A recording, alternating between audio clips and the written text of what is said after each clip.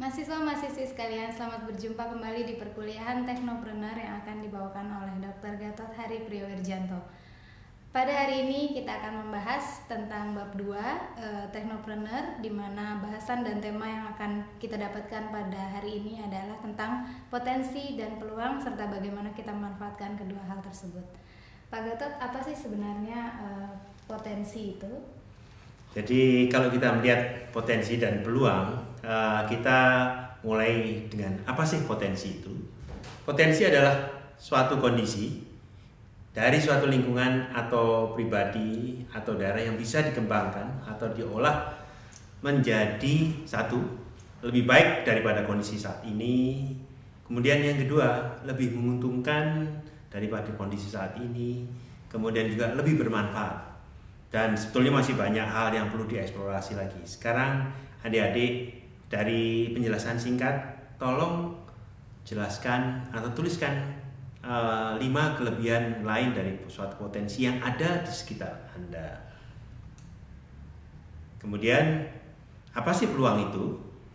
Peluang adalah salah satu kesempatan di mana kita bisa masuk dalam situasi yang bisa merubah kondisi saat ini, berupa peluang bisnis baru, peluang sekolah, peluang berkeluarga, peluang menjadi lebih makmur, kaya secara yang baik, peluang-peluang lainnya.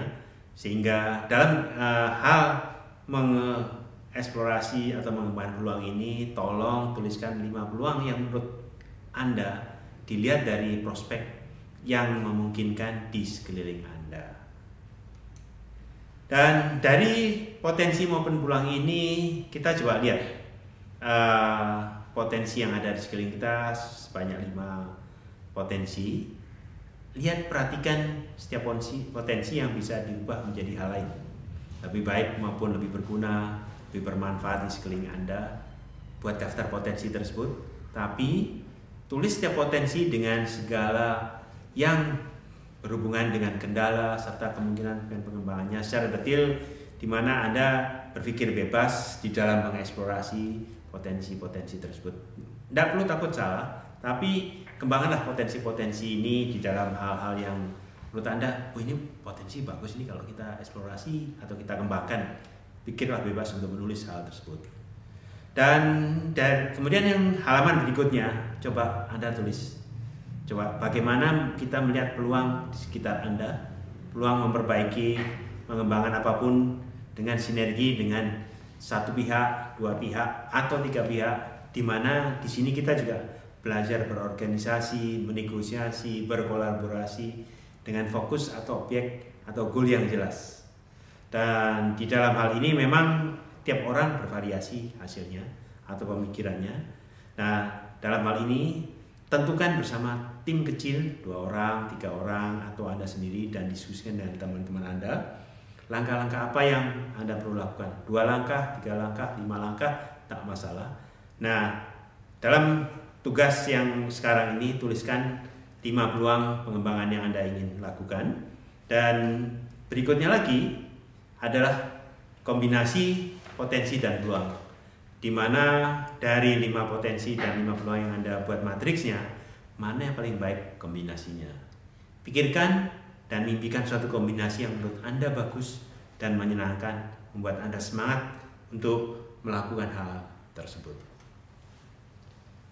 Oke, selanjutnya apa yang harus dilakukan oleh mahasiswa-mahasiswi sekalian mengenai tugas bab 2 ini? Mungkin akan dijelaskan oleh Mas Haris. Silakan, Haris. Oke, terima kasih Pak.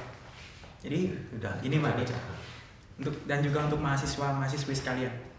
Jika mahasiswa-mahasiswi kalian tadi kan sudah dijelaskan mengenai peluang dan potensi.